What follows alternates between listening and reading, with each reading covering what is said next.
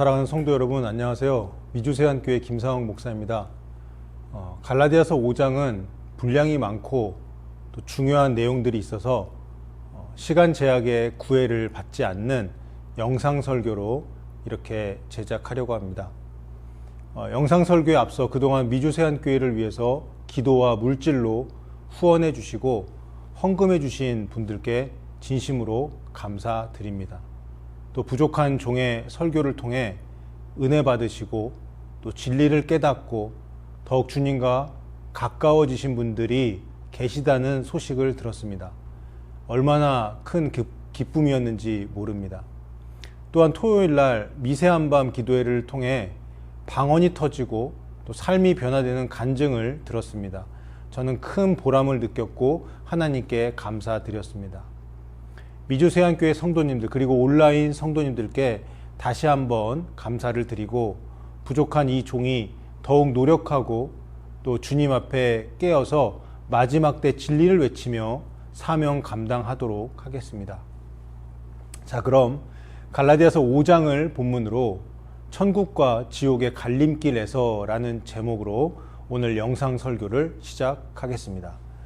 갈라디아서 5장으로 들어가시면 갈라디아서에서 가장 강렬하고 가장 실제적이고 어쩌면 가장 무서운 본문을 만나게 됩니다.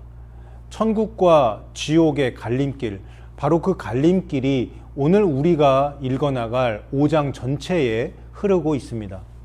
바울은 5장을 이렇게 시작합니다. 1절을 보시면 그리스도께서 우리를 자유롭게 하려고 자유를 주셨으니 그러므로 굳건하게 서서 다시는 종의 멍에를 매지 말라. 여러분, 이 문장을 가볍게 읽으면 안 됩니다. 그리스도께서 우리를 자유롭게 하신 목적이 무엇입니까? 바로 자유입니다. 우리를 자유롭게 하려고 자유를 주셨다는 이 반복 자체가 우리가 그리스도 안에서 얻은 자유가 얼마나 본질적이고 절대적인 것인지를 말해주죠. 그런데 바울은 곧바로 경고를 합니다. 굳건하게 서라. 왜 이런 말을 합니까? 그 자유를 빼앗으려는 세력이 있기 때문이죠. 다시 종의 멍에를 매려는 유혹이 있기 때문이에요.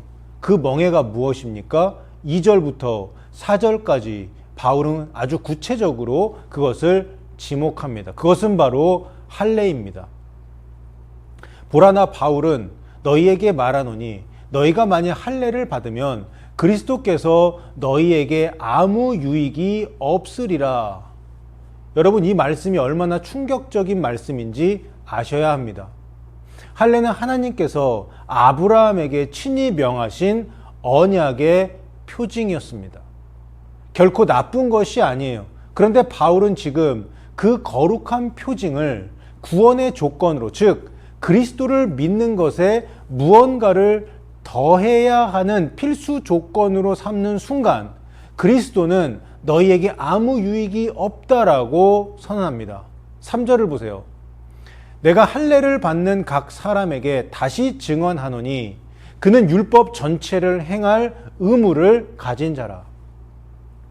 할례를 구원의 조건으로 받아들이는 순간 그 사람은 이제 율법 전체를 다 지켜야 하는 의무 아래 놓이게 됩니다. 이것이 갈라디아 교회를 흔들었던 거짓 교사들이 숨기고 있던 진실이었어요. 그들은 할례 하나만 받으면 된다고 말했겠지만 사실 할례를 받는 순간 그 사람은 율법 전체의 짐을 다 짊어져야 하는 그 자리로 들어가는 거예요. 부분적으로 율법을 지켜서 의롭다함을 받는 길은 없습니다. 전부 아니면 전무입니다.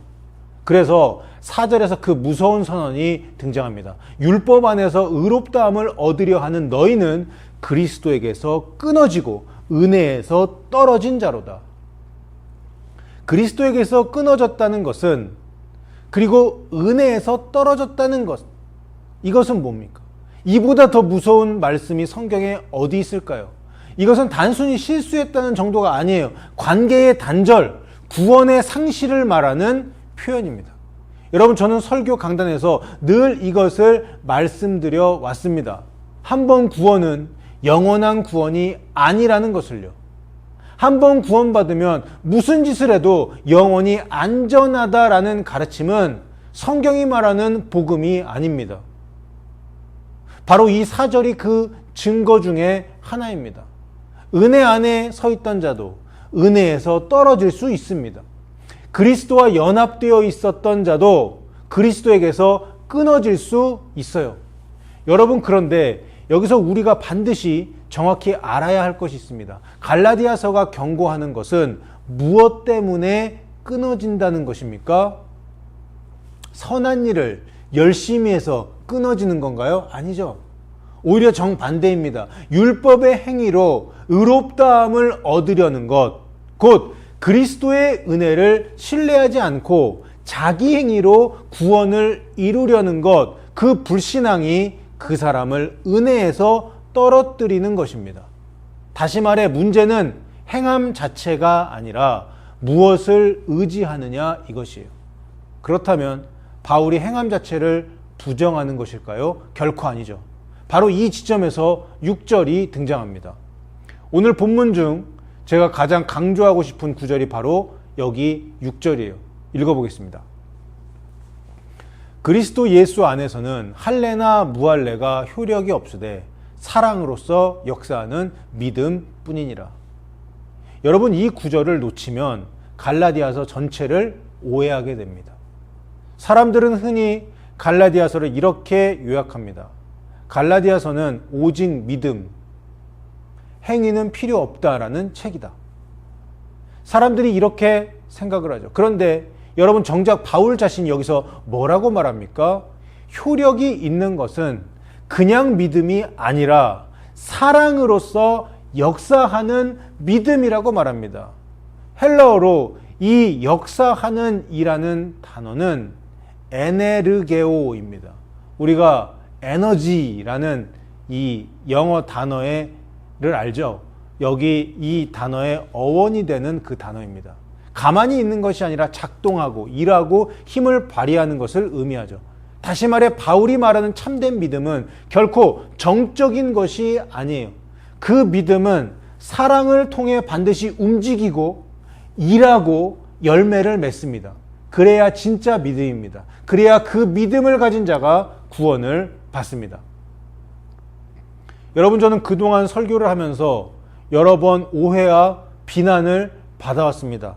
최근에도 페이스북에서 저를 비방했던 사람들이 있었고, 또 유튜브 댓글로 행함을 강조한다고, 또 율법주의자라고, 또 은혜를 모른다고 말하는 분들도 계셨습니다. 하지만 오늘 본문을 보세요.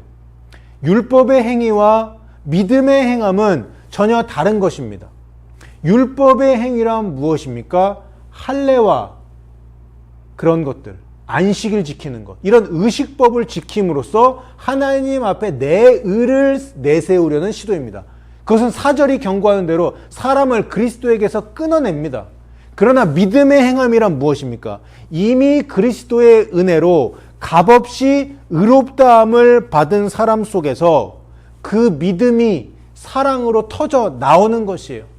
진짜 믿음이 있는 사람의 삶 가운데 사랑이 흘러 나오는 것이죠. 이것이 구원받은 자의 증거입니다. 조건으로서의 행위는 은혜를 무너뜨리지만 열매로서의 행함은 은혜가 진짜였다는 것을 증명하죠. 이 구별을 놓치면 여러분은 갈라디아서를 읽으면서도 정반대의 결론에 이르게 됩니다.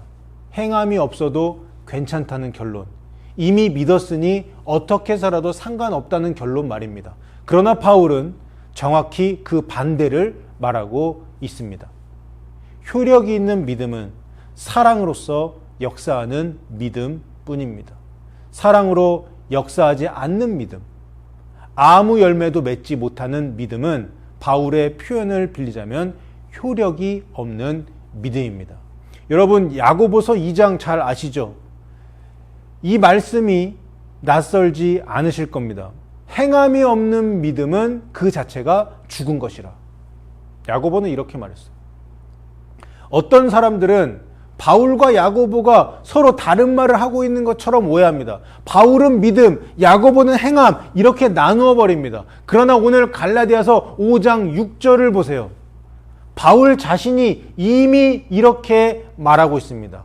효력이 있는 믿음은, 우리를 천국으로 데려가는 그 믿음은 사랑으로 역사하는, 사랑으로 행하는 믿음이라고 말합니다.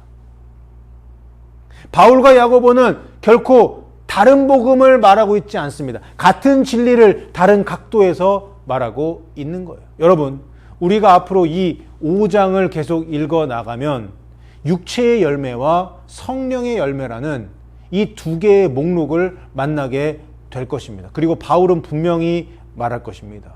육체의 일을 행하는 자는 하나님의 나라를 유업으로 받지 못한다고요.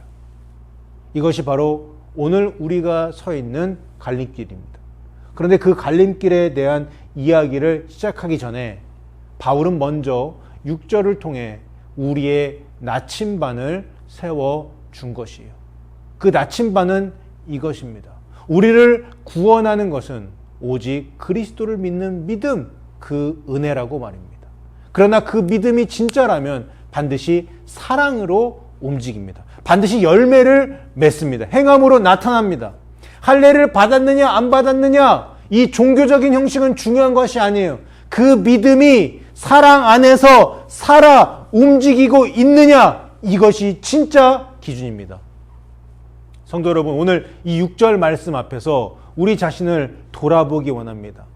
나는 그리스도를 믿는다고 고백합니다. 그런데 그 믿음이 내 삶 속에서 사랑으로 역사하고 있습니까?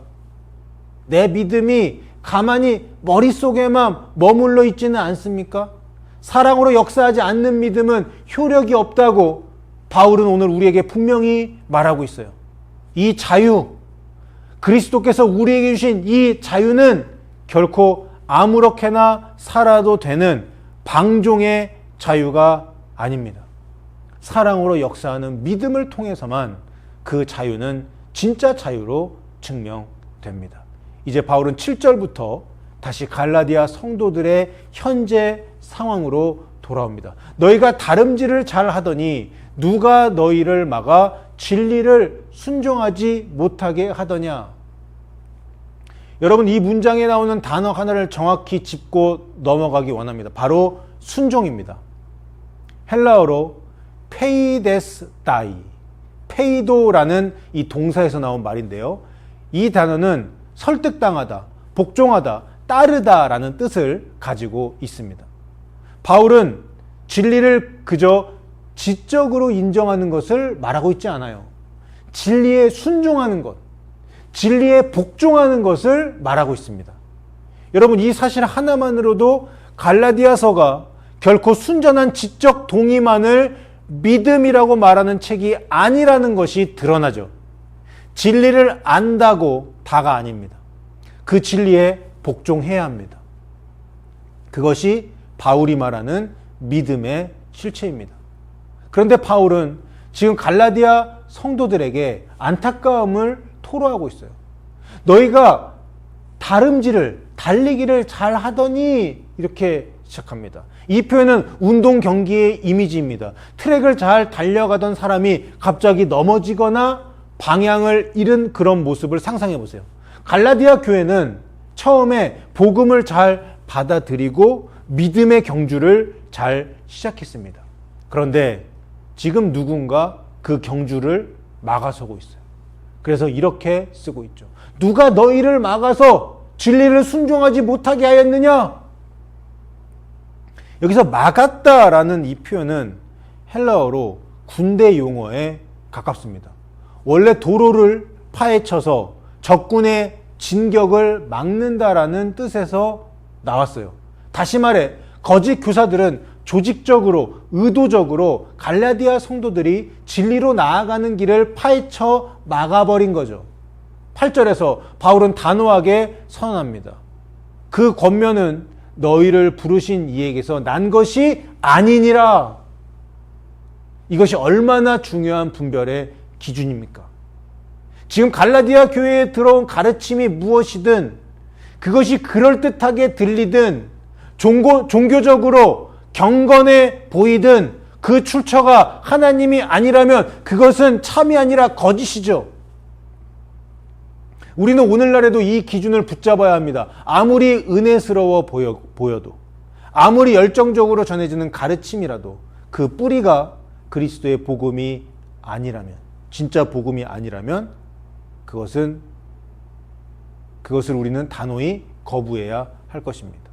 그리고 9절, 우리에게 익숙한 격언이 등장하죠.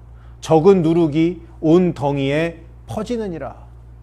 이 표현은 고린도전서 5장 6절에서도 똑같이 등장합니다. 아주 작은 누룩 한 조각이 반죽 전체를 부풀게 만드는 것처럼 아주 작아 보이는 거짓 교훈 하나가 결국 공동체 전체를 병들게 만든다는 뜻이에요. 갈라디아 교회에 들어온 거짓 교훈은 처음에는 아주 사소해 보였을 겁니다. 그냥 할례를 좀 더 존중하자는 정도였을 거예요. 유대 절기를 좀 더 잘 지키자는 정도로 시작되었을 겁니다. 그러나 바울은 그것이 결국 온 교회를 무너뜨릴 것을 알고 있었습니다. 여러분, 신학적인 타협은 결코 작은 문제로 끝나지 않습니다. 작은 누룩이 온 덩이를 부풀립니다. 10절에서 바울은 갈라디아 성도들에 대한 신뢰를 표현하면서도 동시에 미혹하는 자들에 대한 준엄한 경고를 덧붙이죠. 너희를 요동하게 하는 자는 누구든지 심판을 받으리라. 그리고 11절, 바울은 자신에 대한 소문 하나를 반박합니다. 아마도 거짓 교사들은 바울조차 어떤 상황에서는 할례를 전한다고 소문을 퍼뜨렸던 것 같습니다. 거짓 소문이었죠. 바울은 단호히 반박합니다. 내가 지금까지 할례를 전한다면 어찌하여 지금까지 박해를 받았으리요? 그리하였으면 십자가의 걸림돌이 제거되었으리니. 여러분, 이 문장이 말하는 것이 뭡니까? 십자가의 복음은 본질적으로 사람들을 걸려 넘어지게 하는 겁니다. 십자가는 어때요? 인간의 자존심을 무너뜨립니다. 우리의 행위로는 결코 하나님 앞에 설 수 없다는 것, 오직 그리스도의 십자가만이 우리를 구원한다는 것, 이 메시지는 본질적으로 불편한 거예요. 걸림돌이 되는 거예요. 만약 바울이 거기에 할례라는 인간의 행위를 살짝 더해서 전했다면 십자가의 그 걸림돌은 사라지고 사람들은 훨씬 더 편하게 그 복음을 받아들였을 겁니다. 그렇죠? 하지만 바울은 그렇게 하지 않았습니다. 그래서 그는 박해를 받았어요. 바울은 박해를 받았어요. 여러분, 오늘날에도 마찬가지예요. 복음이 인간의 귀에 편하게만 들린다면 그것은 십자가에 거치는 부분이 없기 때문이에요.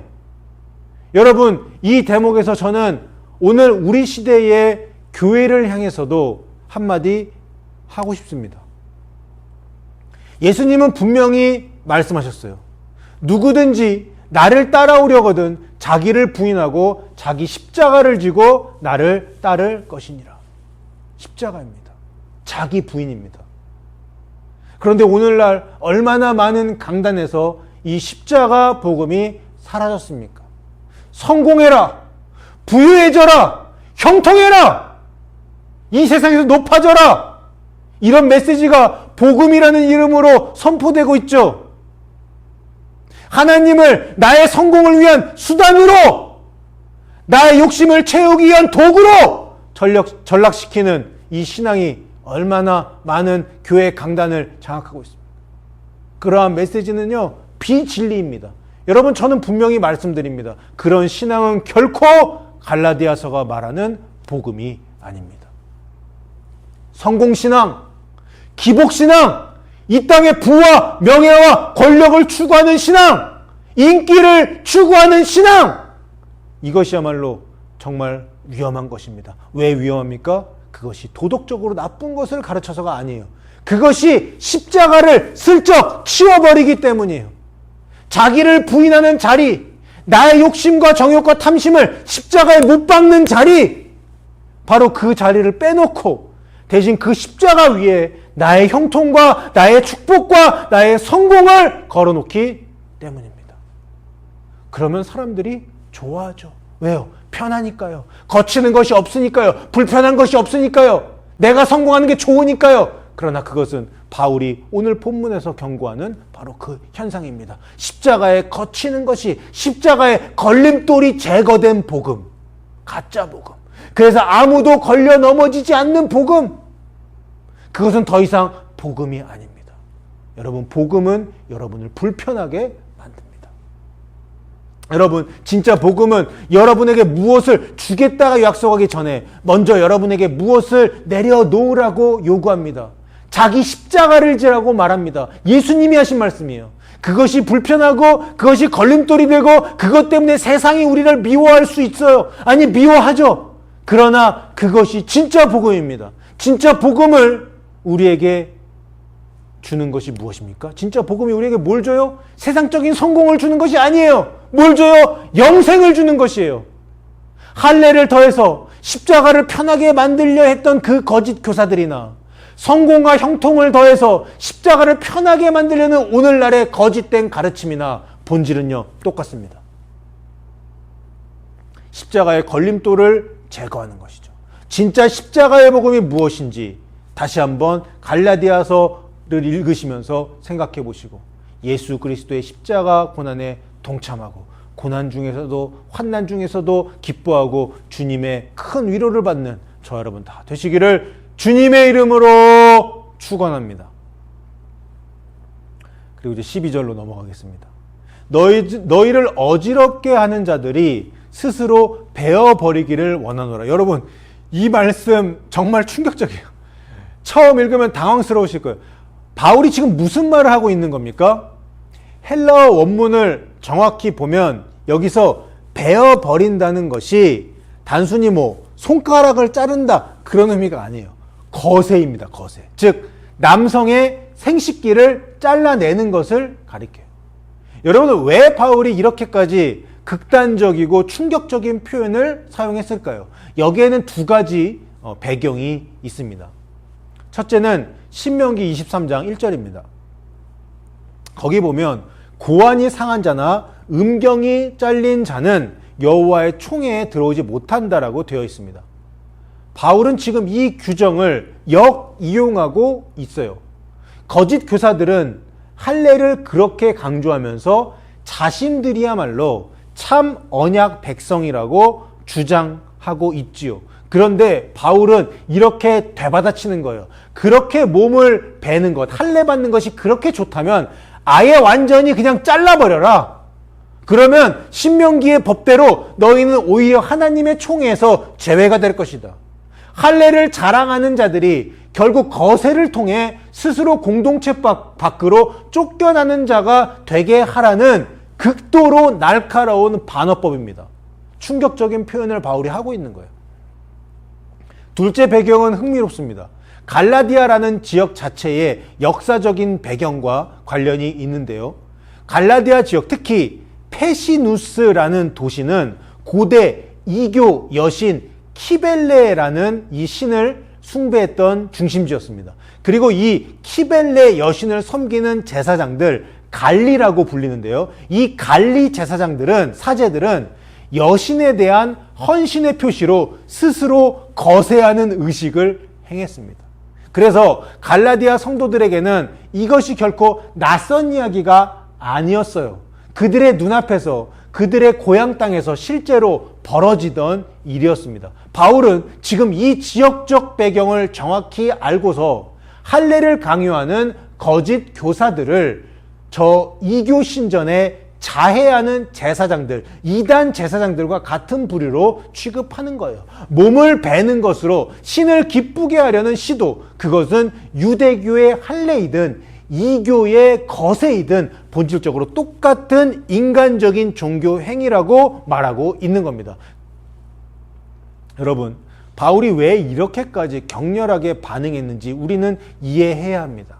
이것은 단순한 분노 폭발이 아니에요. 목회자의 심장에서, 사도의 심장에서 터져 나오는 절규입니다.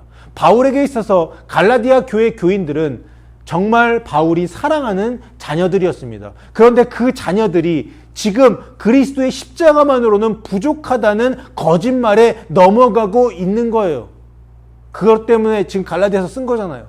사람의 몸에 칼을 대는 것으로 하나님과의 관계를 완성하려는 그 종교적인 시도, 할례를 추구하는 그 유대교의 그 신앙, 결국 그리스도의 은혜를 헛되게 만들고 있었습니다. 바울에게 이것은 결코 사소한 신학적 견해 차이가 아니었어요. 영혼의 생명과 죽음이 걸린 문제였습니다. 그래서 그는 이렇게까지 과격하고 노골적인 표현을 사용해서라도 갈라디아 성도들의 눈을 뜨게 만들고 싶었어요.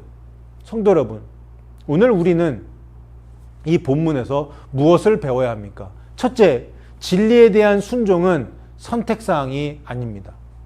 잘 달려가던 믿음의 경주도 거짓된 가르침 앞에서 얼마든지 멈추고 넘어질 수 있습니다.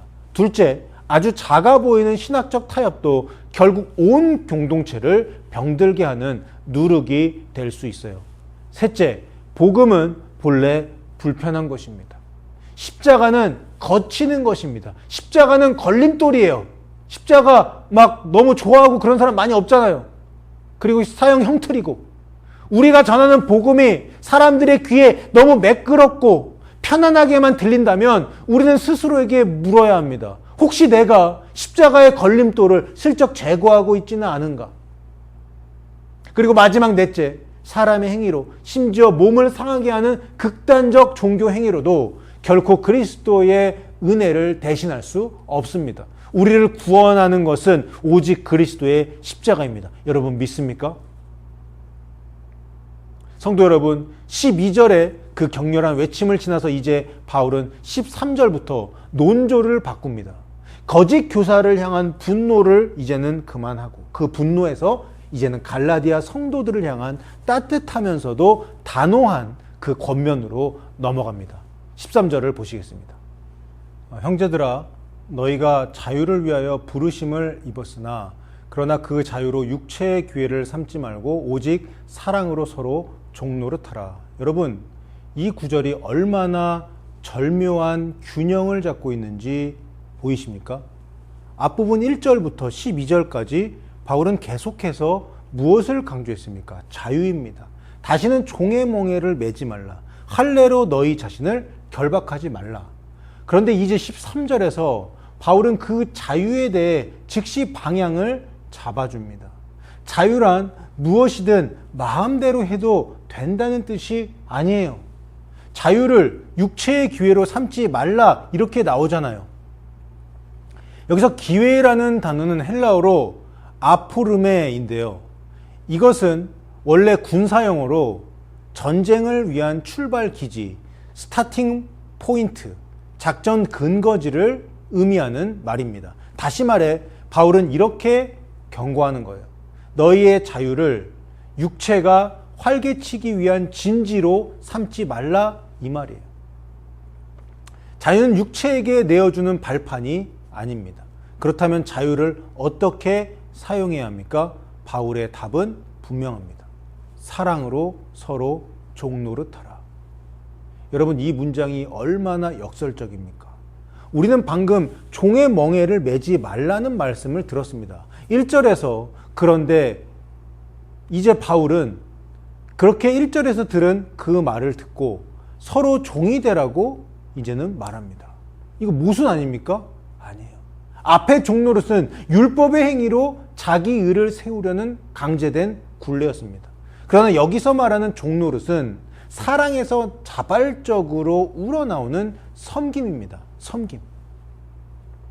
하나는 나를 구원하기 위해 억지로 짊어지는 짐이고, 다른 하나는 이미 구원받은 자가 기쁨으로 선택하는 낮아짐입니다. 섬김이에요. 여러분, 우리가 앞서 6절에서 확인한 사랑으로 역사하는 믿음이 바로 여기서 다시 등장합니다. 믿음은 사랑으로 역사하고 그 사랑은 서로를 향한 자발적 섬김으로 나타나죠. 14절에서 바울은 그 근거를 제시합니다. 온 율법은 내 이웃 사랑하기를 내 자신과 같이 하라 하신 한 말씀에서 이루어졌나니. 여러분, 이 문장을 오해하시면 안 됩니다. 바울이 지금 율법을 다시 강조하고 있는 것이 아닙니다. 바울이 앞에서 그토록 강하게 배격했던 것은 율법의 행위 곧 할례와 같은 의식법을 구원의 조건으로 삼는 것이었습니다. 그러나 율법이 본래 지향하던 정신, 그 심장은 언제나 사랑이었습니다.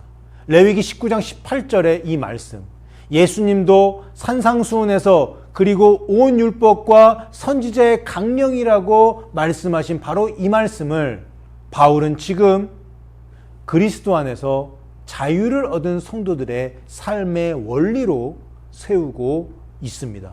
레위기 19장 18절, 내 이웃 사랑하기를 내 자신과 같이 사랑하라. 이것이 자유의 역설입니다. 율법에서 해방된 자가 이제 사랑을 통해 율법의 참된 정신을 오히려 완성하며 살아가는 겁니다. 그런데 15절에서 바울은 갑자기 어조를 바꿔요. 사랑에 대한 아름다운 겉면 직후에 짐승의 이미지가 등장해요. 15절에 어떻게 나와 있어요? 만일 서로 물고 먹으면 피차 멸망할까 조심하라. 여러분, 이 구절에서 세 개의 동사가 등장합니다. 먼저 물고, 다크네테라는 헬라어 단어인데요. 이것은 짐승이 이빨로 무는 행동을 가리키는 단어예요. 신약 성경 전체에서 오직 이 구절에만 등장합니다. 서로를 향한 날카로운 말과 비방을 의미하죠. 다음은 먹고, 카테스디 에테. 이것은 완전히 남김없이 다 먹어 치운다는 뜻입니다. 물어 뜯는 데서 끝나지 않고 상대방을 완전히 삼켜버리는 단계로 나아가는 거죠. 그리고 마지막, 멸망할까, 여기 나오는 멸망하다라는 아날로데테라는 단어인데요. 이 단어는 불이 모든 것을 태워서 없애거나 군대가 전멸하는 상황을 묘사할 때 쓰이는 단어입니다. 여러분, 이 세 동사의 순서 자체가 하나의 경고예요. 물어뜯음에서 시작해서 완전히 삼켜버림으로 진행되고 결국 공동체 전체의 전멸로 끝납니다. 어떻게 하면요? 서로 사랑하지 않고 미워하고 싸우면요. 그리고 문법적으로도 더 주목할 것이 있습니다. 물고 먹는다라는 이 두 동사는 헬라어 현재 시제입니다. 현재 시제는 지속적이고 반복적인 행동을 나타낼 때 사용되죠. 다시 말해 바울이 지적하는 것은 어쩌다 한 번 터진 싸움이 아니라, 어쩌다 한 번 생긴 다툼이 아니라 갈라디아 교회 안에서 계속되고 있었던 습관적이고 만성적인 갈등이었습니다. 아마도 할례를 주장하는 자들과 복음의 자유를 주장하는 자들 사이에 신학적 논쟁이 있었을 거예요. 그리고 그것은 단순한 신학적 견해 차이를 넘어서 서로를 헐뜯고 비방하는 인신공격으로까지 번졌을 겁니다. 그런데 그 결과를 나타내는 마지막 동사, 멸망할까라는 그 표현은 현재 시제가 아니라 부정과거 시제입니다. 계속되는 물어뜯음이 마침내 어느 한순간 돌이킬 수 없는 파국으로 귀결된다라는 문법적인 표현이 사용된 것이죠. 사랑하는 여러분, 바로 이 대목에서 바울의 논증이 얼마나 정교하게 짜여 있는지 우리는 알 수 있습니다. 13절에서 사랑으로 서로 종노릇하라라고 하고, 14절에서 온 율법이 이웃사랑에서 완성된다라고 말한 직후에 15절에서 서로 물고 먹는 짐승의 이미지를 배치한 것은 결코 우연이 아닙니다. 이것은 정확한 대조입니다. 사랑으로 서로 섬기는 공동체와 서로 물어뜯어 전멸하는 공동체, 이 둘 사이에 중간지대가 있을까요? 중간지대가 없어요. 자유를 받은 사람은 반드시 이 둘 중 하나의 길로 가게 됩니다. 사랑의 섬김으로 나아가거나 아니면 그 자유를 가지고 서로를 삼키는 짐승이 되거나. 이제 바울은 16절부터 이 물어뜯는 삶과 사랑으로 섬기는 삶이 결국 무엇의 문제인지 그 근본 원인을 파헤치기 시작하는데요. 육체를 따라 사느냐, 성령을 따라 사느냐, 바로 그 갈림길입니다. 성도 여러분, 저는 여러분들에게 여기서 짚어드리고 싶은 것이 하나 있습니다. 잠시 후에 우리가 16절을 볼 텐데요. 16절을 보면 성령을 따라 행하라 라는 말씀이 나와요. 그리고 조금 더 뒤로 가면 25절에서도 성령으로 행할지니 라는 표현이 다시 등장합니다.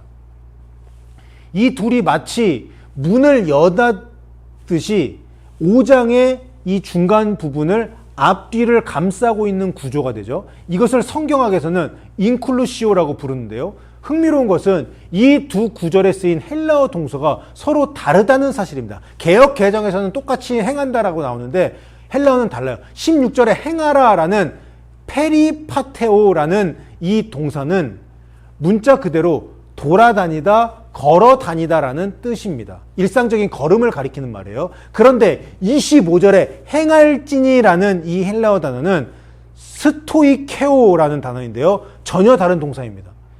이 단어는 원래 줄을 뜻하는 스토이코스에서 나온 말로 군대가 대오를 맞추어 행진한다라는 뜻에서 발전하여서 정해진 규범과 보조를 맞추다라는 그런 의미를 가지게 되었습니다. 여러분, 이 두 동사의 차이가 말해주는 것이 무엇입니까? 16절은 개인이 일상 속에서 성령을 따라 걸어가라는 폭넓고 일반적인 권면으로 시작합니다. 그런데 19절부터 23절까지 육체의 일과 성령의 열매라는 긴 목록을 지나서 마침내 25절에 이르면 그 행함은 이제 단순한 개인의 걸음을 넘어서 공동체 전체가 대오를 맞추어 함께 행진하는 그런 차원으로 심화된 것이죠.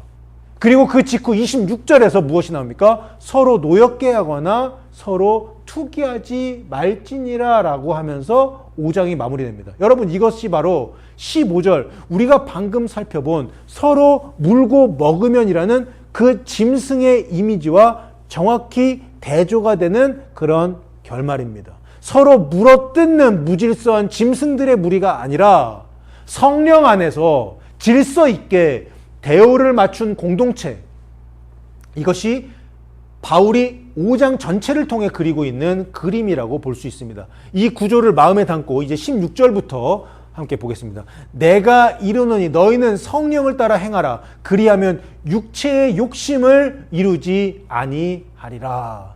헬라 원문을 직역하면 이렇습니다. 성령 안에서 걸어 다녀라. 여러분, 여기 욕심이라고 번역된 단어를 주목하십시오. 헬라어로 에피디미아라는 단어인데요. 이것은 단순한 욕구가 아닙니다. 다른 사람보다 자기 자신을 더 사랑하려는 죄로 물든 인간 속에 깊이 뿌리내린 그 근본적인 그 악한 죄된 성향을 가리키는 단어예요. 욕심. 그리고 이 욕망은 성적인 욕망으로도 물질에 대한 탐욕으로도 다른 사람의 것을 탐내는 마음으로도 나타낼 수 있습니다. 로마서 6장 12절은 이러한 욕망의 충동에 자기 자신을 내어 맡긴 사람은 이미 죄의 지배 아래 있는 것이라고 말하고 있어요. 그런데 바울은 여기서 그 욕망을 이겨낼 수 있는 유일한 방법을 제시하는데요. 그것이 바로 성령을 따라 걸어가는 것입니다. 성령과 동행하는 사람에게는 육체의 욕망을 이겨낼 능력이 주어져요. 이것이 제가 그동안 이야기했던 3차 은혜입니다. 1차 은혜가 뭐예요? 1차 은혜는 하나님이 예수님을 이 땅에 보내신 성육신이고, 2차 은혜는 우리가 율법의 행위가 아니라 우리가 그 어떤 다른 것이 아니라 믿음으로만, 예수님을 영접함으로만, 예수님을 임금과 구세주로 영접함으로써만 구원받게 되는 것이고, 3차 은혜는 성령께서 능력을 주셔서 우리가 그 말씀대로 살 수 있는 것이고, 4차 은혜는 은혜의 완성으로 휴거라고 제가 말씀을 드렸었죠. 이제 17절로 넘어가겠습니다. 육체의 소욕은 성령을 거스르고 성령은 육체를 거스르나니 이 둘이 서로 대적함으로 너희가 원하는 것을 하지 못하게 하려 함이니라. 여러분, 육체와 성령 이 둘은 정말 서로 쌍방향으로 대적하고 있습니다. 육체만 일방적으로 성령을 공격하는 것이 아니라 성령도 육체를 향해 진짜로 맞서 싸우십니다. 우리 안에는 지금 이 순간에도 이 팽팽한 영적 전쟁이 실제로 벌어지고 있어요. 그런데 이 전쟁의 성격을 좀 더 정확히 볼 필요가 있는데요. 성령이 육체를 거스르신다는 것은 무슨 뜻입니까? 성령께서는 내 안에서 일어나는 악한 욕심을 그리고 죄를 향해 나아가려는 그 흐름을 멈추어 세우십니다. 성령은 저지하는 분이십니다. 그런데 반대로 육체도 성령을 거스릅니다. 육체는 성령께서 내 안에 이루려고 하시는 그 선한 것을 끊임없이 방해하고 가로막습니다. 육체가 우리 본성이기도 하고 악한 본성 있잖아요. 시커먼 놈 있잖아요. 그러니까 이 싸움은 이렇게 정리가 됩니다. 성령은 내 안에 악을 막으려고 하고 육체는 내 안에 선을 막으려고 합니다. 그 결과가 바로 후반부인데요. 너희가 원하는 것을 하지 못하게 하려 함이니라. 여러분, 여기서 너희가 원하는 것이 무엇일까요? 선한 것을 말할까요? 아니면 악한 것을 말할까요? 저는 이것이 어느 한쪽만이 아니라 양쪽 모두를 가리킨다고 생각합니다. 이 전쟁이 너무나 팽팽하기 때문에 내가 육체를 따라 죄를 짓고 싶어도 성령님이 그것을 막아서시고, 반대로 내가 성령을 따라 선을 행하고 싶어도 육체가 그것을 회방합니다. 어느 쪽도 내 마음속에서 저절로 자동으로 힘들이지 않고 이루어지지 않습니다. 여러분, 이것이 바로 그리스도인의 삶의 실존이에요. 우리는 구원받았다고 해서 저절로 선을 행하게 되는 로봇이 아닙니다. 성령님을 모신 사람 안에서조차 이 두 세력의 전쟁은 계속됩니다. 그렇다면 이 팽팽한 전쟁 앞에서 우리는 무엇을 해야 합니까? 바로 여기서 16절의 명령이 다시 살아납니다. 너희는 성령을 따라 행하라. 이것은 가만히 앉아서 저절로 선한 결과가 나오기를 기다리는 그런 수동적인 태도가 아니에요. 이 전쟁 한복판에서 내가 어느 편에 서서 걸어갈 것인지를 매 순간 결단하라는 명령입니다. 자동으로 되지 않기 때문에 결단이 필요한 거예요. 물론 아예 죄에 물들어가지고 그렇게 사는 사람들은 성령님의 어떤 그런 막음, 이런 것들이 느껴지지 않겠죠. 다음으로 18절입니다. 너희가 만일 성령의 인도하시는 바가 되면 율법 아래 있지 아니하리라. 여러분, 여기서 인도하시는 바가 된다라는 표현은 단순히 성령이 가끔 조언해 주시는 정도가 아니에요. 성령님께서 자기 자신을 온전히 내어드리고 그분의 다스림을 받는 상태. 성령님께 다 내어드리고 성령님의 통치를 받는 상태. 이 상태입니다. 17절에서 우리는 이 팽팽한 전쟁을 확인했습니다. 그런데 18절은 그 전쟁의 결과가 우리를 다시 율법 아래로 되돌려 보내지 않는다고 말합니다. 왜냐하면 성령님의 인도하심을 따르는 사람은 이제 외적인 규정과 그 조문을 지킴으로써 자기 의를 세우려는 그 옛 틀에서 완전히 벗어났기 때문입니다. 육체와 성령의 싸움 속에서 우리가 붙잡아야 할 것은 율법의 조문이 아니라 성령님의 인도하심을, 그것임을 믿으시기 바랍니다. 사랑하는 여러분, 이제 우리는 갈라디아서 5장에서 가장 무거운 본문 앞에 서 있습니다. 19절부터 21절까지 바울은 육체의 열매가 구체적으로 무엇인지를 하나하나 열거합니다. 육체의 일은 분명하니 곧 음행과 더러운 것과 호색과 우상숭배와 주술과 원수 맺는 것과 분쟁과 시기와 분냉과 당짓는 것과 분열함과 이단과 투기와 술취함과 방탕함과 또 그와 같은 것들이라. 정말 입에 담기 싫은 것들, 악덕 목록 쫙 나오죠. 전에 너희에게 경계한 것 같이 경계하노니 이런 일을 하는 자들은 하나님의 나라를 유업으로 받지 못할 것이요. 여러분, 먼저 19절 서두를 보십시오. 육체의 일은 분명하니 헬라어로 파네라입니다. 이 단어는 명백한, 뚜렷이 드러난, 숨길 수 없는 이라는 뜻이에요. 나중에 22절에서 성령의 열매를 소개할 때는요, 이런 표현이 없습니다. 그런데 유독 육체의 일 앞에는 분명하다라는 단서가 붙습니다. 왜입니까? 육체의 일은 아무리 감추려고 해도 결국 드러나기 때문이에요. 사람은 자기 죄를 숨길 수 있다고 생각하지만 바울은 단언합니다. 그것은 명백하다. 그것은 드러난다. 이제 이 목록을 4가지 범주로 나누어 살펴보겠습니다. 첫 번째 범주는 성적인 죄입니다. 음행, 더러운 것, 호색, 이 3 단어입니다. 음행은 헬라어로 포르네이아입니다. 포르네이아. 이 단어에서 영어의 포르노그래피가 말이 나왔죠. 결혼의 그 울타리를 벗어난 모든 성적인 부도덕을 포괄하는 단어이죠. 그 다음에 더러운 것은 아카달시아라고 하는데요. 이것은 포르네이아보다 훨씬 더 넓은 개념입니다. 겉으로 드러난 행위뿐만 아니라 마음속의 도덕적 불결함까지도 포괄합니다. 생각의 거룩, 이런 것까지 다 거룩하지 않은 것, 생각이 더러운 것, 이것까지 포함하죠. 그 다음 호색은, 이 단어는 단순히 성적 욕망을 뜻하는 것이 아니라 그 욕망을 억제하려는 최소한의 의지조차도 던져버린 상태, 즉 부끄러움조차 느끼지 못하고 공공연히 죄를 즐기는 그런 뻔뻔함, 이것까지 의미합니다. 여러분, 이 3 단어를 나란히 놓고 보면 하나의 흐름이 보입니다. 은밀한 부정에서 시작해서 마음의 불결함으로까지 번지고, 그리고 결국에는 아무 부끄러움도 없이 공개적으로 죄를 즐기는 그런 상태로까지 나아가는 겁니다. 둘째 범주는 종교적인 죄입니다. 우상숭배와 주술입니다. 우상숭배는 에이돌롤 라트리아라고 하는데요. 거짓 신들에게 예배하는 것을 말합니다. 그리고 주술은 파르마케이아입니다. 헬라어 단어가요. 여러분, 이 단어에서 영어의 파머시, 아시죠? 약국, 파머시라는 단어가 나왔습니다. 원래 약물을 사용한 마술적 행위, 곧 약물이나 주술을 통해 초자연적 힘을 조작하려는 이교적인 행위를 가리키는 단어였습니다.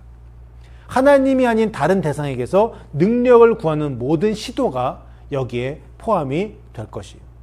셋째 범주는 인간관계 속에서 나타나는 죄입니다. 이 목록이 가장 긴데요. 원수 맺는 것, 액드라이라는 단어인데요. 사람과 사람 사이에서 생겨난 적대적 관계, 그것을 말합니다. 분쟁, 에리스는 다투고 언쟁하기를 좋아하는 그런 기질. 시기, 젤로스는 다른 사람을 향한 불타는 듯한 질투심입니다. 분냄, 헬라어로는 뒤모이, 이것은 격렬한 분노가 폭발하는 것을 말합니다. 그리고 당짓는 것, 에리데이아이, 이 단어를 특별히 좀 주목해야 되는데요. 원래 일용 근로자로 일한다라는 동사에서 유래를 했습니다. 당짓는 것. 일당을 받기 위해서 일하는 근로자의 이기적인 근성, 자기 이익을 위해서라면 저급한 술책도 마다하지 않는다라는 그런 당파심, 그것을 뜻합니다. 특히 진리에 반대하여서 파당을 짓는 것과 관련된 단어가 바로 이것입니다. 그 다음 분열함, 디코스타시아이, 이건데요. 문자 그대로 갈라서는 것을 말하고 이단, 이것은 하이레세이스. 원래 다른 사람들과 스스로 분리시켜서 자기들만의 교리나 견해를 추종하는 집단, 이단이죠. 예, 이것입니다. 그리고 투기, 푸도노이라는 말은 이 헬라어는 앞서 나온 시기와 비슷하지만 더 부정적이고 더 강렬하고 또 마음속의 감정, 시기심, 여기에 머물리지 않고 실제 행동으로 막 들어가서 상대방을 해치는 데까지 나아가는 것, 그것을 의미합니다. 여러분, 원수 맺는 것부터 투기까지 이 8개의 단어를 보십시오. 이것은 우리가 이미 16절에서 살펴본 서로 물고 먹는 그 짐승의 모습이에요. 그것이 구체적으로 풀어져서 나온 악덕 목록입니다. 인간의 죄성이 그대로 드러나는 거죠. 그리고 교회 공동체를 무너뜨리는 죄악들입니다. 마지막 4번째 범주는 술과 관련된 죄인데요. 술 취함, 메다이, 이것은 지나친 음주를 말하고, 방탕함, 헬라어로는 코모이, 이것은 밤늦도록 이어지는 흥청망청한 술잔치, 절제를 잃은 연애를 말합니다. 그리고 바울은 마지막에 이렇게 덧붙입니다. 또 그와 같은 것들이라. 여러분, 이 표현이 중요합니다. 바울이 나열한 이 목록은 결코 완결된 리스트가 아닙니다. 이것은 대표적인 예시들일 뿐입니다. 육체의 일은 여기 열거된 15가지에 국한되지 않아요. 이와 같은 성질을 가진 모든 것들, 하나님을 떠나 자기 중심적으로 살아가는 인간의 마음에서 나오는 모든 열매가 바로 여기에 포함이 될 것이에요. 사랑하는 여러분, 이 악덕 목록, 무시무시한 악덕 목록, 지옥 가는 사람들의 목록, 이 말씀은 갈라디아서에서만 나오는 것이 아닙니다. 고린도서서 6장 9절과 10절에서 바울은 비슷한 목록을 제시하면서 이렇게 말합니다. 불의한 자가 하나님의 나라를 유업으로 받지 못하는 줄을 알지 못하느냐. 불의. 미혹을 받지 말라. 음행하는 자나 우상 숭배, 간음하는 자, 탐색하는 자, 남색하는 자, 동성애자, 도적이나 탐욕을 부리는 자, 술 취하는 자, 모욕하는 자, 속여 빼앗는 자들은 하나님의 나라를 유업으로 받지 못하리라. 그리고 고린도전서 15장 50절에서는 혈과 육은 하나님의 나라를 이어받을 수 없다라고 말합니다. 또한 요한계시록 21장 8절, 그러나 두려워하는 자들과, 특이한 게 나와요. 두려워하는 자들, 천국 못 가는 사람들, 믿지 아니하는 자들과 흉악한 자들, 살인자, 음행하는 자, 점술가, 우상숭배자, 거짓말하는 모든 자들, 거짓말! 이거 어떻게 되는데요? 불과 유황으로 타는 못에 던져지리니, 불연못에 던져지리니 이것이 둘째 사망이라. 여러분, 이것은 바울 혼자만의 특이한 가르침이 아닙니다. 신약성경 전체가 일관되게 증언하는 진리입니다. 그리고 21절 마지막 문장을 다시 보십시오. 전에 너희에게 경계한 것 같이 경계하노니. 여러분, 여기 경계한다라는 표현이 반복되고 있지요. 이 말을 바울이 처음 하는 말이 아니라는 뜻이에요. 바울은 갈라디아에 있을 때 이미 이것을 경고했습니다. 그가 복음을 전할 때 이것을 경고했습니다. 이런 사람들 천국 못 들어간다. 지금 편지로 다시 한번 반복해서 경고하고 있는 거예요. 그만큼 이 경고는 무겁고 중요합니다. 그리고 이런 일을 하는 자들은 하나님의 나라를 유업으로 받지 못할 것이요라는 이 문장, 여러분, 이것이 바로 오늘 설교 제목의 근거가 되는 거예요. 천국과 지옥의 갈림길. 이 목록에 열거된 삶을 습관적으로 지속적으로 회개 없이 살아가는 자들은 어떻게 돼요? 바울이 분명히 경고했잖아요. 하나님의 나라는 너희의 유업이 되지 못한다고 경고했습니다. 성도 여러분, 저는 이 본문 앞에서 여러분에게 두려움을 주려는 것이 아니에요. 그러나 성경이 이렇게 분명히 경고하는데 우리가 이것을 부드럽게 돌려 말한다면 그것은 목회자의 직무유기라고 저는 생각합니다. 이 목록을 다시 한번 천천히 읽어보시기 바랍니다. 이 중에 어느 하나라도 여러분의 삶에서 습관이 되어 자리 잡고 있지는 않습니까? 회개하지 않은 채 아무 거리낌 없이 반복하고 있는 죄가 있지는 않습니까? 바울이 이토록 무겁게 경고하는 이유는 여러분을 정죄하기 위함이 아니에요. 뭐예요? 여러분을 살리기 위함이에요. 그것을 믿으시기 바랍니다. 이제 우리는 22절로 넘어갑니다. 이 어두운 목록과는 정반대되는 목록, 성령의 열매라는 빛나는 이 목록을 살펴보겠습니다. 여러분, 너무너무 많이 들어보셨고 너무나도 잘 아시는 성령의 9가지 열매들입니다. 22절과 23절을 먼저 읽어보겠습니다. 오직 성령의 열매는 사랑과 희락과 화평과 오래 참음과 자비와 양성과 충성과 온유와 절제니 이 같은 것을 금지할 법이 없느니라. 먼저 22절 서두를 정확히 짚고 넘어가야 합니다.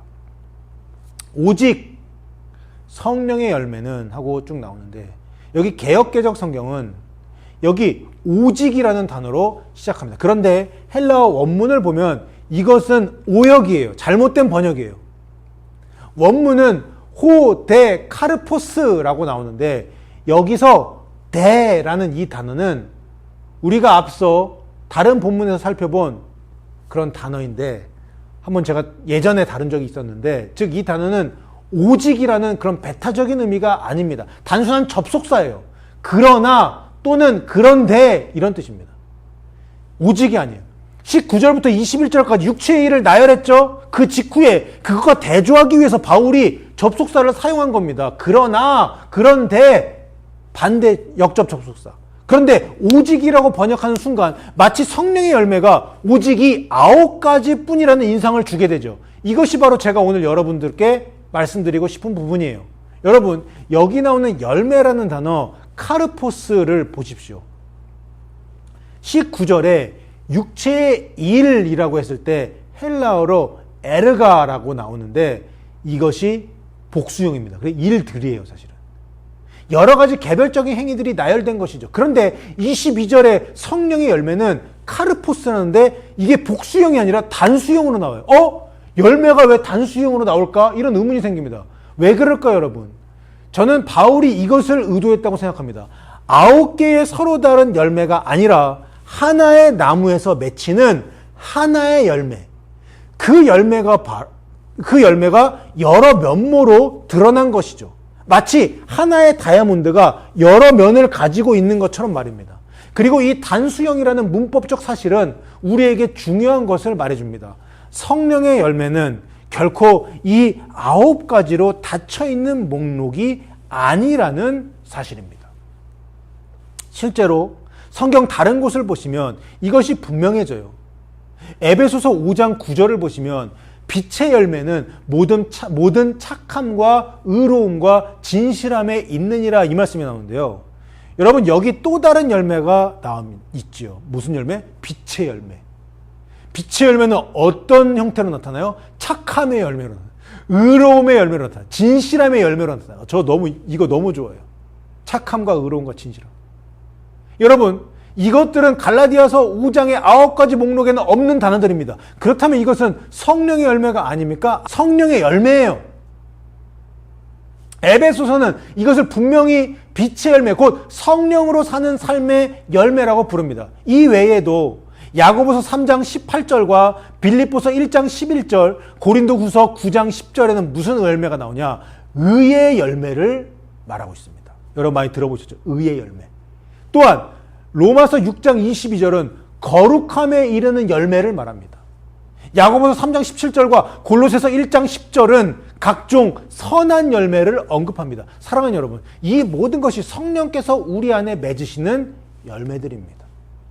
갈라디아서 5장 22절의 9가지 열매는 성령의 열매 전부가 아니에요. 대표적인 예시입니다. 그 중에서도 특별히 그리스도를 닮기 원하는 사람들이 가장 먼저 추구해야 할, 가장 최선을 다해 맺어야 할 열매가 저는 겸손의 열매라고 생각합니다. 근데 갈라디아서 5장에 겸손의 열매가 안 나와요. 또 성경에 명시적으로 겸손의 열매가 안 나와요.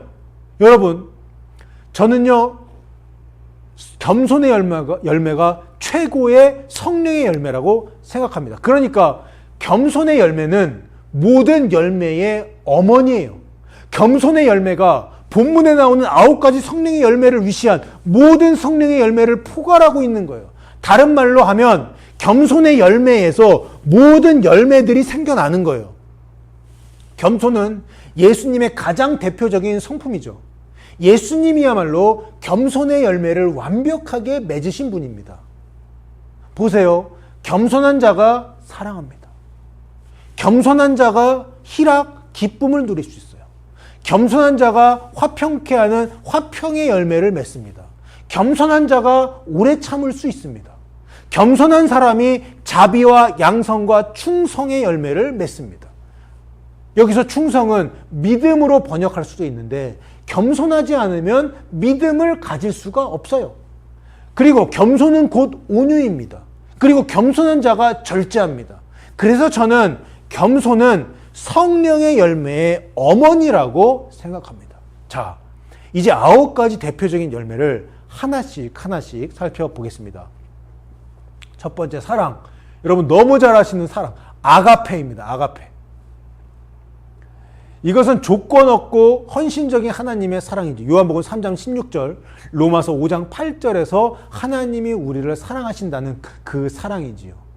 지금 7개월 된 저희 막내 아들 애셔의 태명이 바로 사랑이라서 저는 매일 사랑아 사랑아라고 부르는데, 여러분, 하나님이 우리를 사랑하신 것처럼 우리도 마땅히 서로 사랑해야 합니다. 자기 자식만 사랑하는 것이 아니라 이웃을 사랑해야 합니다. 지상 명령이죠. 그리고 그것은 성령의 열매입니다. 두 번째, 희락, 카라입니다. 헬라어로 카라. 이것은 육체적 기쁨이 아니라 구원받은 자만이 누리는 거룩한 기쁨이에요. 셋째, 화평, 에이레네. 예수님이 십자가로 이루신 화해로 말미암아 얻게 된 하나님과의 화평이며 동시에 사람들 사이에 있는 그런 화평입니다. 앞서 우리가 살펴본 분열과 정확히 대조되는 그런 열매라고 할 수 있겠죠. 넷째, 오래 참음, 인내, 마크로디미아입니다. 길다라는 뜻의 마크로스와 마음, 감정을 뜻하는 디모스가 합쳐진 단어로서 어떤 상황에서도 오래도록 참으며 다른 사람을 너그럽게 품을 줄 아는 그런 성품이자 성령의 열매이죠. 다섯 번째, 자비, 크레스토테스인데요. 인자함, 친절한 성품을 말합니다. 또 다른 사람을 위해 기꺼이 봉사하려는 그런 마음도 포함되지요. 로마서 11장 22절, 에베소 2장 7절에 나오는 그 자비가 바로 이것이라고 할 수 있겠습니다. 여섯 번째, 양선. 이것은 아가도시네라는 헬라어인데요. 선함 그 자체를 말합니다. 일곱째, 충성입니다. 헬라어로 피스티스. 여기 할 말이 많은데 성경 전체에서 이 피스티스라는 단어는 보통 뭘로 번역돼요? 믿음이라고 번역돼요. 믿음. 즉 하나님을 향한 신뢰, 하나님을 믿는 것, 그리고 그리스도를 향한 신앙. 이 단어를 떠나서는요, 기독교 자체가 성립되지 않죠. 우리가 늘 고백하는 이신칭의, 믿음으로써 의롭게 된다라고 할 때 이 진리가 여기서 믿음이 중요하죠. 그리고 예수를 믿어야 구원받는다고 우리가 말하잖아요. 이 복음의 핵심, 이 모든 것이 바로 이 한 단어 피스티스 위에 서 있습니다. 여러분, 기독교 신앙 전체에서 이 피스티스보다 더 중요한 단어는 없다고 생각해요. 왜요? 우리의 구원이 바로 이 피스티스, 믿음에 달려있기 때문이에요. 그런데 여러분, 바로 그 무게 있는 단어가, 믿음이라고 보통 번역되는 단어가 오늘 이 성령의 열매 문맥에서는 조금 다른 얼굴로 우리 앞에 나타났습니다. 왜 성령의 열매로 믿음을 충성이라고 번역을 했을까요? 여러분, 피스티스는 동시에 신실함으로도 번역됩니다. 누군가를 가르쳐 신실하다라고 말할 때, 믿음직하다, 믿을 수 있는 사람이다라고 말할 때 그 사람은 믿을 수 있는 사람이다라는 그런 뜻이죠. 신실하다.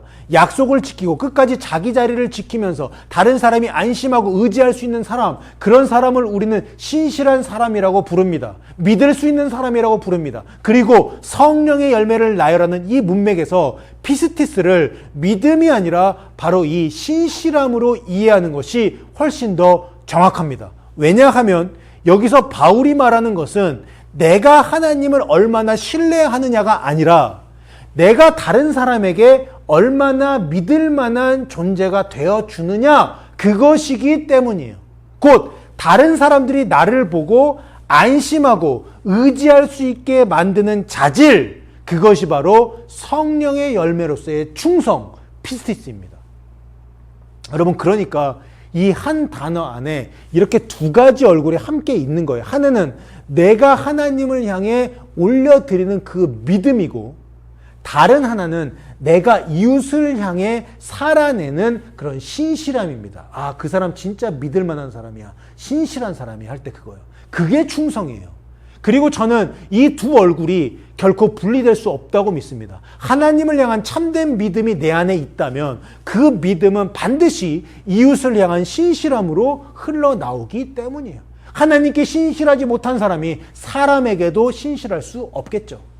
사람에게 신실하지 못한 그 사람의 믿음은 그 진정성을 의심받아 마땅합니다. 성령의 열매로서의 충성은 바로 이 믿음이 삶의 현장에서 신실함으로 증명되는 것, 그것을 말하고 있습니다. 8번째 보겠습니다. 온유, 프라우테스라는 단어인데요. 이웃을 향한 윤리적인 관용이며 나에게 해를 가하는 자를 향해 위협적인 보복으로 분개하지 않는 그런 성품입니다. 디모데후서 2장 25절에는 이렇게 기록되어 있습니다. 거역하는 자를 온유함으로 훈계할지니 혹 하나님이 그들에게 회개함을 주사 진리를 알게 하실까 하며, 온유함은 부드러운 성품이고 제가 천국의 계단 팔복의 말씀에서 계속 강조했던 것처럼 온유는 자발적인 순종을 말합니다. 온유의 열매를 맺는 사람은 하나님 말씀에 자발적으로 기쁨으로 순종합니다. 그 온유의 완성, 그 열매의 완성을 보여주신 분이 누구세요? 바로 우리 예수님이죠. 자, 마지막 절제 엥크라테이아입니다. 엥크라테이아. 이것은 자기 자신을 향한 미덕이면서 성적인 문제에서의 절제까지 포함되는 그런 단어라고 볼 수 있습니다. 23절 마지막 문장을 보세요. 이 같은 것을 금지할 법이 없느니라. 여러분, 이 문장이 무엇을 말하고 있습니까? 성령의 열매를 맺는 삶에는 그것을 억누를 어떤 법도 필요 없다는 뜻이에요. 디모데전서 1장 9절이 바로 이 원리를 정확하게 확증해 줍니다. 율법은 옳은 사람을 위하여 세운 것이 아니요 오직 불법한 자와 복종하지 아니하는 자며. 여러분, 율법은 누구를 겨냥합니까? 불법한 자, 불순종하는 자를 겨냥합니다. 그러나 사랑과 희락과 화평과 오래 참음을 맺으며 그렇게 사는 사람들에게, 그렇게 성령의 열매를 맺고 사는 사람들에게는 그를 정죄하거나 억제할 법이 애초에 존재하지 않습니다. 그는 이미 율법이 요구하는 것보다 더 높은 자리에서 살고 있기 때문이에요. 이제 24절, 오늘 본문 전체에서 가장 힘주어 강조하고 싶은 구절, 우리가 딸딸 암기해야 되는 말씀이죠. 그리스도 예수의 사람들은 육체와 함께 그 정욕과 탐심을 십자가에 못 박았느니라. 여러분, 이 문장의 헬라어 문법을 정확히 보셔야 합니다. 십자가에 못 박았느니라 라는 이 표현, 헬라어로 에스타우로산이라고 나와 있는데, 이것은요 명령형이 아니에요. 뭐뭐 해라, 뭐 박아라 이런 거 아니에요. 부정과거 직설법인데, 만약 바울이 십자가에 못 박으라라고 명령형으로 말했다면 이것은 우리가 지금부터 노력해서 이루어야 할 과제가 됩니다. 그러나 바울은 그렇게 말하지 않았어요. 이미 못 박았느니라, 이미 일어난 사실로 선언합니다. 여러분, 이것이 얼마나 중요한 차이인지 아십니까? 그리스도 예수의 사람이라면, 곧 참으로 그리스도께 속한 사람이라면 그의 정욕과 탐심은 이미 십자가에서 그리스도와 함께 못 박혔다는 거예요. 이것은 당위가 아니라 필연입니다. 명령이 아니라 정체성의 선언이에요. 여러분, 이 선언이 우리에게 힘을 줍니다. 우리에게 위로가 됩니다.